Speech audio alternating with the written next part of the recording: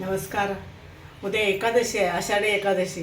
त्यानिमित्ताने मी तुम्हाला आज दाखवणार आहे धपाटे उपवासाचे. आपण साहित्य बघूया.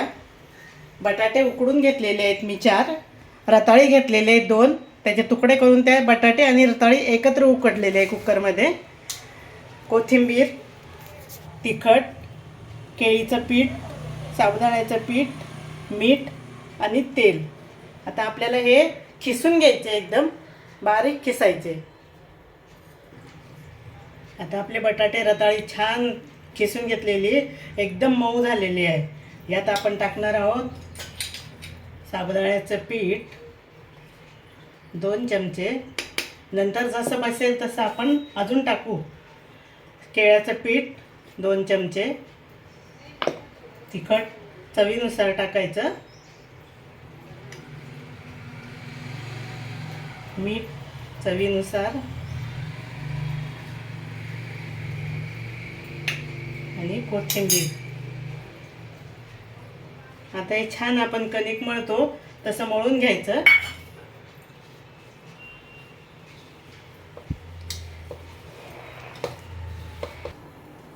आपल्या पिठात सगळं कालवून घेतलेलं आहे आणि आपण कणिक जशी मळतो ना एकदम चुरून चुरून तसं मळलेलं आहे, एकदम मऊ झालेलं आहे. आता लाटताना आपण साबुदाण्याचं पीठ घेतलेलं आहे आणि भाजायला तेल घेतलेलं आहे.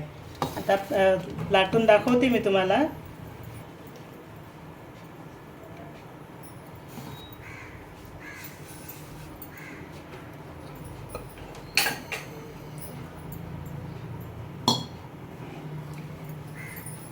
अगदी अलगद अलगद लाटायचं.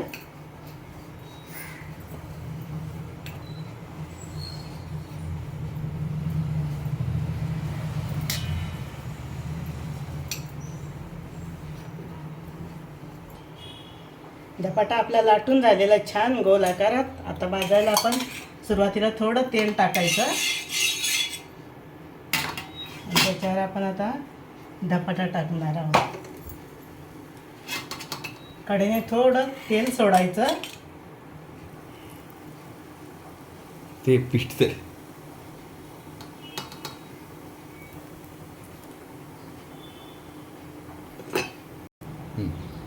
खालची बाजू छान होऊ द्यायची. दोन्ही बाजूने खरपूस भाजायचं तेल टाकून.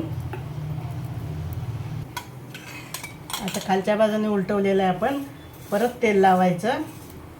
दोन्ही बाजूने तेल लावून मस्त खरपूस भाजायचे.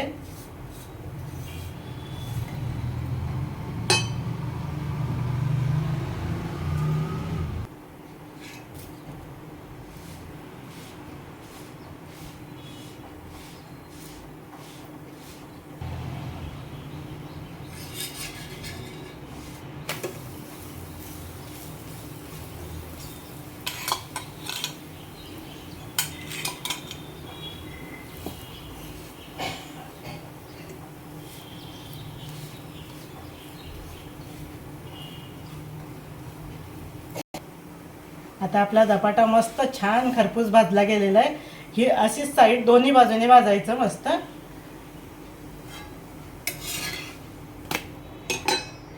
आपला दही धपाटा तयार झालेला आहे. याच्याबरोबर दही खायचं, खूप छान लागतं आणि पोट भरून होतं. उद्या उपवास आहे, तुम्ही सगळे मिळून करून बघा आणि मला सांगा कसा झाला ते. धन्यवाद.